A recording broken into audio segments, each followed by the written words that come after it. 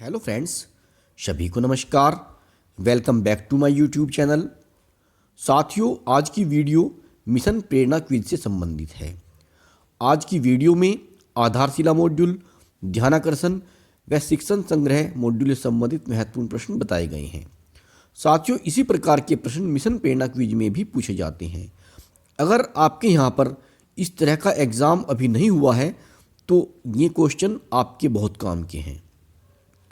साथियों, आप सभी जानते हैं कि इन दिनों विभिन्न जनपदों में मिशन प्रेरणा क्विज का आयोजन किया जा रहा है और उसमें इसी प्रकार के क्वेश्चन पूछे जाते हैं। तो वीडियो शुरू करने से पहले आपसे निवेदन है कि यदि आप मेरे YouTube चैनल पर पहली बार विजिट कर रहे हैं या आपने अभी तक मेरा चैनल सब्सक्राइब नहीं किया है तो प्लीज़ आप मेरा चैनल सब्सक्राइब करें, जिससे आपको इसी प्रकार की अन्य उपयोगी वीडियो समय समय पर मिलती रहा करें। आपको बताना चाहूँगा कि मैं बेसिक शिक्षा विभाग से संबंधित वीडियो बनाता हूँ, जिनको मैं अपने YouTube चैनल पर तो अपलोड करता ही हूँ, मैंने इनके लिए एक व्हाट्सएप ग्रुप और टेलीग्राम ग्रुप भी बनाया हुआ है। अगर आप इस ग्रुप में जुड़ना चाहें तो आपको ग्रुप का लिंक इस वीडियो के डिस्क्रिप्शन बॉक्स में मिल जाएगा। तो शुरू करते हैं आज की वीडियो और देखते हैं पहला क्वेश्चन। कक्षा 1 व 2 के बच्चों में भाषा एवं गणित की गहरी एवं बुनियादी समझ विकसित करने के लिए जरूरी जानकारियों एवं रोचक गतिविधियों का समावेश किस मॉड्यूल में किया गया है? शिक्षण संग्रह, ध्यानाकर्षण, आधारशिला, इनमें से कोई नहीं। तो साथियों, इस क्वेश्चन का सही जवाब है आधारशिला मॉड्यूल। आधारशिला मॉड्यूल के भाग 2 में कक्षा 1 व 2 के लिए भाषा की गहरी या बुनियादी समझ विकसित करने की जरूरी जानकारी दी गई है और आधारशिला के भाग 3 में गणित की गहरी व बुनियादी समझ विकसित करने की जानकारी दी गई है। तो इस लिहाज से इसका जवाब होगा विकल्प नंबर 3, आधारशिला मॉड्यूल। अगला प्रश्न, व्यक्तित्व निर्माण की आधारशिला किस शिक्षा को माना गया है? माध्यमिक शिक्षा, पूर्व माध्यमिक शिक्षा, पूर्व प्राथमिक शिक्षा, प्राथमिक शिक्षा। तो साथियों, इसका सही जवाब होगा विकल्प नंबर 4, प्राथमिक शिक्षा। व्यक्तित्व निर्माण की आधारशिला प्राथमिक शिक्षा को माना गया है। अगला प्रश्न, सभी मॉड्यूल्स के प्रभावी उपयोग हेतु क्या आवश्यक होगा? पहला है हस्त पुस्तिकाओं का अद्योपति अध्ययन। दूसरा है अपने ज्ञान तथा अनुभव से हस्त पुस्तिकाओं को और अधिक समृद्ध करते रहना।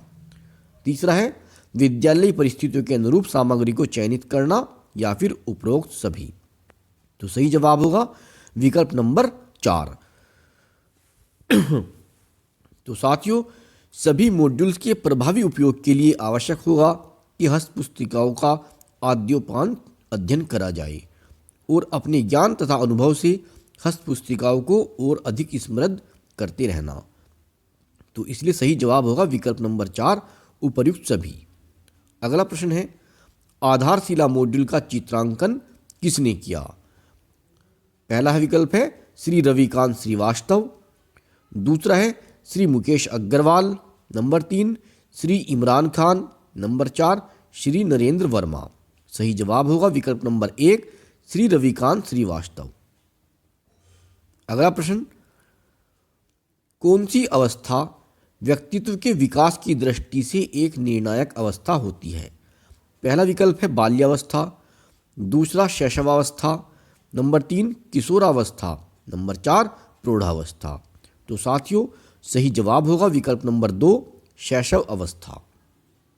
अगला प्रश्न, तीनों हस्त पुस्तिकाओं का विकास किस समूह द्वारा किया गया है? पहला विकल्प केंद्र गुणवत्ता समूह द्वारा।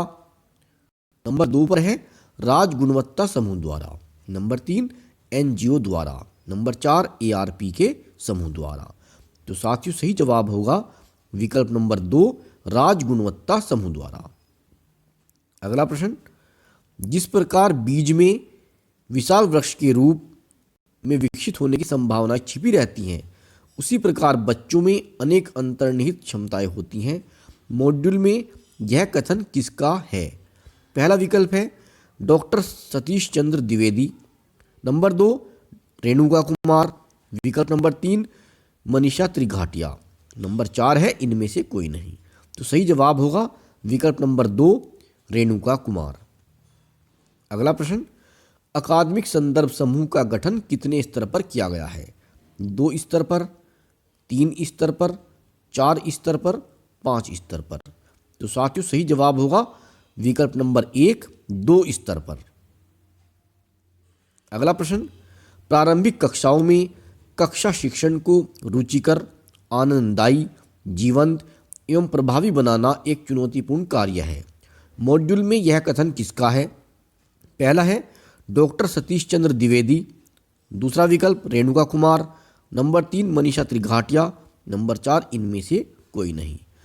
तो सही जवाब होगा विकल्प नंबर 3, मनीषा त्रिघाटिया। अगला प्रश्न, अकादमिक संदर्भ समूह के स्तर कौन कौन से हैं? पहला विकल्प है राज्य स्तर पर राज्य संदर्भ समूह, दूसरा है जिला स्तर पर अकादमिक रिसोर्स पर्सन, नंबर 3 ब्लॉक स्तर पर ब्लॉक रिसोर्स पर्सन, और नंबर 4 पहला और दूसरा विकल्प सही है। तो साथियों सही विकल्प होगा विकल्प नंबर 4, पहला और दूसरा विकल्प सही है। यानी कि अकादमिक संदर्भ समूह के जो स्तर हैं, पहला है राज्य स्तर पर राज्य संदर्भ समूह और दूसरा है जिला स्तर पर अकादमिक रिसोर्स पर्सन। अगला प्रश्न, बच्चों में शिक्षा की मजबूत आधारशिला विकसित करने के लिए किन विषयों की दक्षता विकसित करनी होगी?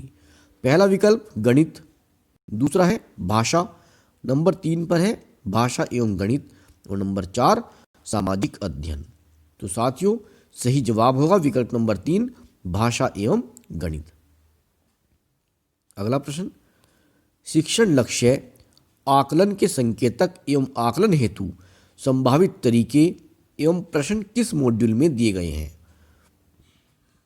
पहला है शिक्षण संग्रह, दूसरा प्रेरणा तालिका, नंबर 3 ध्यानाकर्षण, नंबर 4 आधारशिला। सही जवाब आधारशिला मॉड्यूल। अगला क्वेश्चन है केंद्रित लर्निंग आउटकम भाषा विकास के कौन कौन सी बुनियादी पहलुओं पर आधारित है? पहला विकल्प सुनना और बोलना, दूसरा विकल्प पढ़ना और लिखना, नंबर 3 भाषा संरचना और व्याकरण, नंबर 4 कल्पना और सृजनशीलता, नंबर 5 पर है उपरोक्त सभी। तो सही जवाब होगा विकल्प नंबर 5, उपरोक्त सभी। केंद्रित लर्निंग आउटकम भाषा विकास के कौन कौन सी बुनियादी पहलुओं पर आधारित है? यानी कि ये सुनना और बोलना पर है, पढ़ना और लिखना, भाषा संरचना और व्याकरण, कल्पना और सृजनशीलता, ये इन सब पर आधारित है।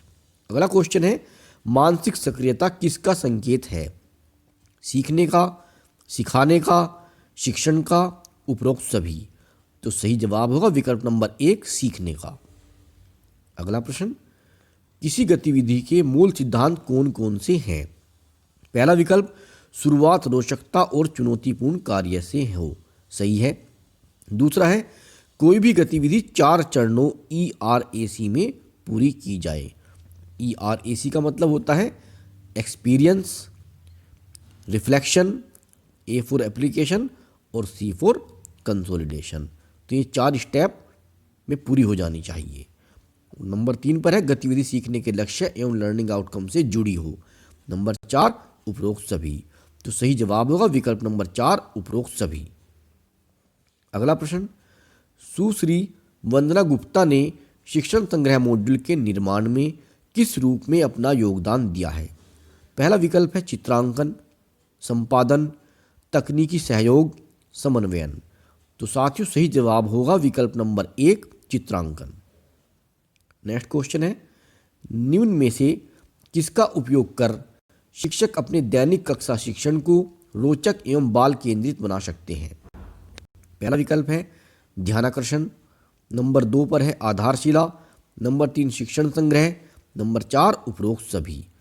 तो साथियों सही जवाब होगा विकल्प नंबर 4, उपरोक्त सभी। अगला प्रश्न, बच्चों के आगामी जीवन की आधारशिला को कौन सुनिश्चित करता है? पहला विकल्प है विद्यालय में शिक्षकों का स्नेहपूर्ण एवं संवेदनशील व्यवहार, नंबर 2 पर है विद्यालय की व्यवस्था, नंबर 3 ICT का प्रयोग, नंबर 4 उपर्युक्त सभी, और नंबर 5 पर है इनमें से कोई नहीं। तो साथियों सही जवाब होगा विद्यालय में शिक्षकों का स्नेहपूर्ण एवं संवेदनशील व्यवहार ही बच्चों के आगामी जीवन की आधारशिला को सुनिश्चित करता है। अगर शिक्षक बच्चे से प्यार से बात करेंगे और उनका व्यवहार अच्छा होगा तो वही बच्चे की आगामी जीवन की आधारशिला को सुनिश्चित करता है। बाकी सब चीज़ बाद में आती हैं। विद्यालय की व्यवस्था, आईसीटी का प्रयोग, ये सब बाद की बात है। सबसे पहले बच्चों के साथ अच्छा व्यवहार हो और उन्हें भरपूर प्यार मिले ताकि वो स्कूल में आते हुए डरे नहीं, उनका स्कूल में आने का मन करे। अगला क्वेश्चन है, शिक्षण संग्रह, आधारशिला, ध्यानाकर्षण आदि हस्त पुस्तिकाओं के विकास में किसने किसने अपना योगदान दिया है? SCERT, गुणवत्ता प्रकोष्ठ, समग्र शिक्षा एवं संबद्ध राज्य गुणवत्ता समूह, यूनिसेफ, इग्नस पहल, उपरोक्त सभी। तो साथियों सही जवाब होगा विकल्प नंबर 4, उपरोक्त सभी। इन तीनों मॉड्यूल का जो विकास हुआ है उसमें SCERT का भी योगदान है, गुणवत्ता प्रकोष्ठ, समग्र शिक्षा का भी पूरा योगदान है, यूनिसेफ का भी है और इग्नस पहल। तो इसलिए सही जवाब होगा विकल्प नंबर 4, उपरोक्त सभी। अगला क्वेश्चन है, वेबसाइट, वेब लिंक, शैक्षिक साहित्य की सूची, हेल्पलाइन, संपर्क सूत्र इत्यादि का विवरण किस हस्त पुस्तिका में दिया गया है? ध्यानाकर्षण, आधारशिला, शिक्षण संग्रह, इनमें से कोई नहीं। सही जवाब होगा विकल्प नंबर 3, शिक्षण संग्रह। शिक्षण संग्रह मॉड्यूल में वेबसाइट का विवरण भी है, वेब लिंक, शैक्षिक साहित्य की सूची, हेल्पलाइन नंबर, संपर्क सूत्र इत्यादि दिए गए हैं। तो साथियों ये 20 क्वेश्चन थे जो तीनों मॉड्यूल से संबंधित हैं और इसी तरह के क्वेश्चन मिशन प्रेरणा क्विज में पूछे जाते रहे हैं। साथियों अगर आपके यहाँ पर इस तरह का एग्ज़ाम नहीं हुआ है तो आप अपने आप को तैयार रखें ताकि इस तरह का एग्ज़ाम देने में कोई दिक्कत न हो। आशा करता हूँ यह वीडियो आपको पसंद आएगी। अगर आपको वीडियो पसंद आती है तो इसे आप लाइक करें और अपने अन्य साथियों में भी शेयर कर दें ताकि ज़्यादा से ज़्यादा शिक्षक भाई बहन इससे लाभान्वित हो सकें। इस वीडियो में इतना ही, मिलते हैं आपसे बहुत जल्द अगले वीडियो में।